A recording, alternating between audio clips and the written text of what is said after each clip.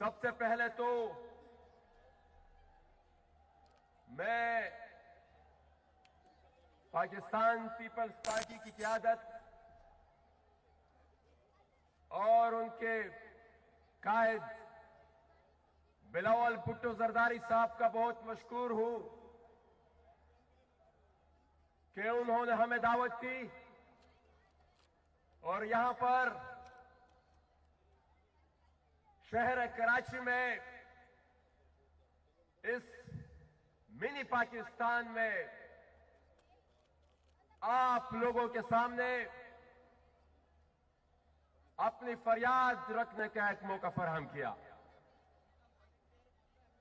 मैं अपनी तकरीर शुरू करने से पहले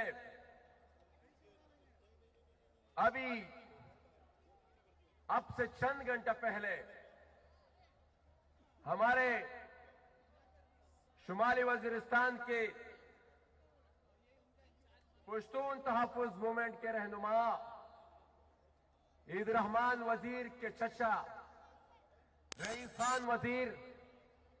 जिनको टारगेट किलिंग में कत्ल कर दिया गया है, मैं उसकी शदीद मजम्मत भी करता हूं और हमारे मुल्क के इस सिक्योरिटी अपरेटस पर ये वाकयात एक दफा फिर एक सवालिया निशान उठाते हैं कि क्यों कर इतने बड़े ऑपरेशन के बावजूद क्यों कर एक छोटे से जिले में इतनी बड़ी तादाद में सिक्योरिटी फोर्सेस की मौजूदगी के बावजूद इस तरह के वाकयात हो रहे हैं, तो मैं इस मुल्क के हुक्मरानों को, वजीर आजम इमरान खान साहब को, अगर वो वजीर आजम है तो जवाब दे कि इनकी वजूहात क्या है। मैं आज के दिन शुहदाए कारसास को,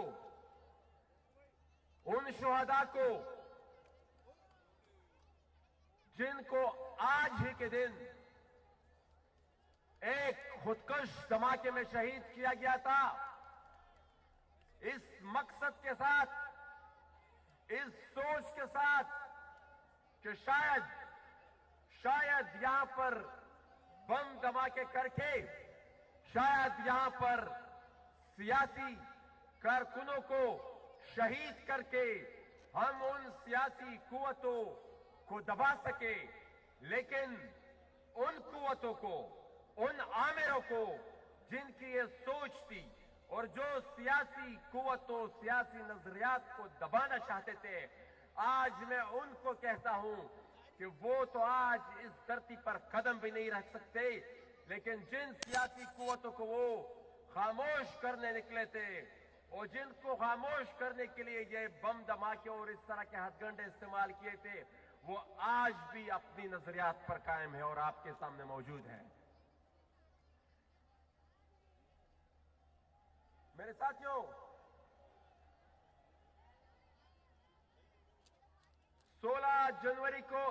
16 तारीख को गुजरावाला में एक जलसा हुआ था। उस जलसे में पाकिस्तान की 3 दफा मुंतखब वजीर आजम मियां नवाज शरीफ साहब ने कुछ खदशात का इजहार किया था। मियां साहब ने पाकिस्तान के मौजूदा आर्मी चीफ पर कुछ इल्जामात लगाए थे और वो इल्जामात कुछ मामूली इल्जामात नहीं थे और वो इल्जामात किसी आम आदमी की तरफ से भी नहीं थे, वो पाकिस्तान की 3 दफा मुंतखब शुदा वज़ीर आज़म की तरफ से थे। होना तो ये चाहिए था कि उस इल्जामात के जवाब में पाकिस्तान के मौजूदा वजीर आजम, अगर वो वजीर आजम है, उस इल्जामात के जवाब में वो उनका खैर मकदम करते और तहकीकात का ऐलान करते और तहकीकात इल्जामात के बाद तहकीकात के लिए उनका जो फार्मूला, जब तक वो वजीर आजम नहीं बने थे, उनका फार्मूला ये होता था और वो हमें हर रोज ये भाषण दिया करते थे कि पूरी दुनिया में ये कानून है, पूरी दुनिया में ये उसूल है कि जब इल्जामात लगते हैं तो वो ओहदेदार या हुकूमती जो भी ओहदा उनके साथ है वो मुस्तफी हो जाते हैं। लेकिन ये कानून फिर आपने अब बदल दिया है। बजाय ये कि आप उनसे इस्तीफे का मुतालबा करते, वो इल्जामात जो लगे थे मौजूदा आर्मी चीफ पर, आप उन इल्जामात की तहकीकात करते, आपने उल्टा रद्द अमल में अटैक करना शुरू कर दिया, जवाबी वार शुरू कर दिया आपने। और जवाबी वार में भी आपने कुछ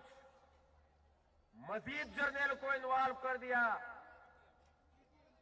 इसका जवाब आपने नहीं दिया, इसकी वजाहत आपने नहीं की कि जो इल्जामात लगे उसमें कितनी सदाकत है। आपने सिर्फ ये कह दिया था कि फलाने सल में एक और जर्नल ने भी इस तरह किया था। तो जनाब इमरान खान साहब, हम आज फिर आपसे मुतालबा करते हैं कि अगर आपके इल्जामात में हकीकत है या मियां साहब ने जो इल्जामात आप पर लगाए थे, इन दो अफराद पर लगाए थे, उनमें हकीकत है, उन सब के दूध का दूध पानी का पानी हो जाए, आप आज ही